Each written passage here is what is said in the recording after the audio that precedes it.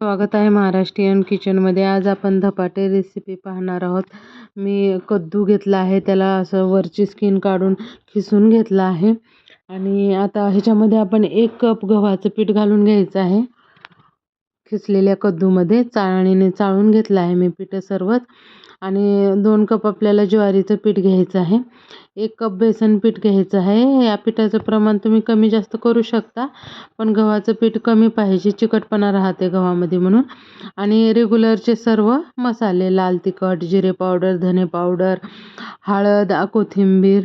आणि ह्याच्यामध्ये माझ्याकडं अजवाईन संपलं होतं म्हणून मी टाकलं नाही. तुम्ही नक्की घाला. आणि खूप सारी कोथिंबीर मी स्वच्छ धुवून टाकली आहे. आणि मिरची, लसूण आणि खलबत्त्यामध्ये कुटून छान त्याचं पेस्ट करून टाकलं आहे त्याच्यामध्ये. आपल्याला आता ह्या पिठाला पूर्ण एकजीव होईपर्यंत मळून घ्यायचं आहे.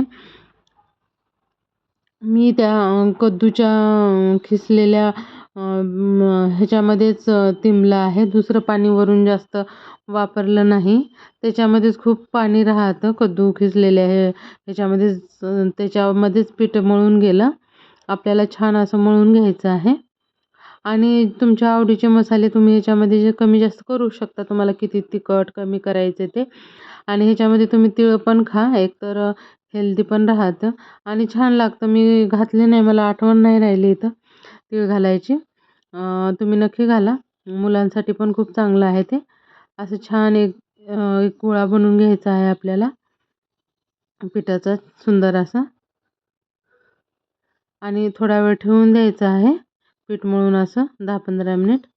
आणि नंतर आपल्याला धपाटे बनवायला घ्यायचे आहेत. मी कापडावर असं थापून बनवत आहे. या पिठाचे असेच बनवावे लागतात.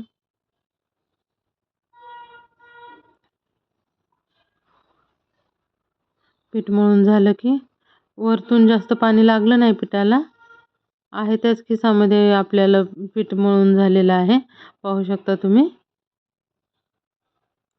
आता असं आपण कापड घ्यायचं ओलं करून, रुमालचं म्हणा, कॉटनचं एखादी किचनचं. आणि असा छोटासा गोळा घेऊन, किती लहान मोठं पाहिजे यानुसार तुम्ही पिठाचा गोळा घ्यायचा आहे. आणि असं थापून घ्यायचं आहे पाण्याचा हात लावू आणि दोन्ही बाजूनी छान मिडियम गॅसवर आपल्याला खरपूस भाजून घ्यायचं आहे तेल लावून. जाड पातळ तुमच्या आवडीनुसार तुम्ही ठेवू शकता, पण जास्तही जाड ठेवलं तर मग भाजायला वेळ लागू शकतो. म्हणून जास्त जाडी ठेवायचं नाही, जास्त पातळही नाही, मीडियम साईजचं ठेवायची धपाटी, म्हणजे खायला छान चव लागते.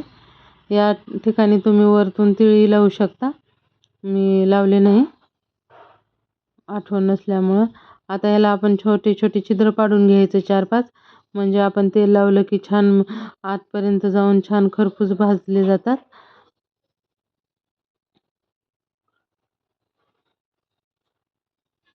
असं आपल्याला थापून घ्यायची आहे धपाटी. तवा गरम करायला ठेवला आहे. तवा गरम झाला की आपण धपाटी त्यावर घालून घेऊ आणि दोन्ही साईडनी छान भाजून घेऊ. असे छिद्र करून घ्यायचे आहेत आपल्याला. तव्यालाही थोडं तेल लावलं आहे आणि याला पण लावून घ्यायचं आहे धपाटीला पण. आणि वरून असं पाणी लावायचं, म्हणजे ते कापड निघून जातं.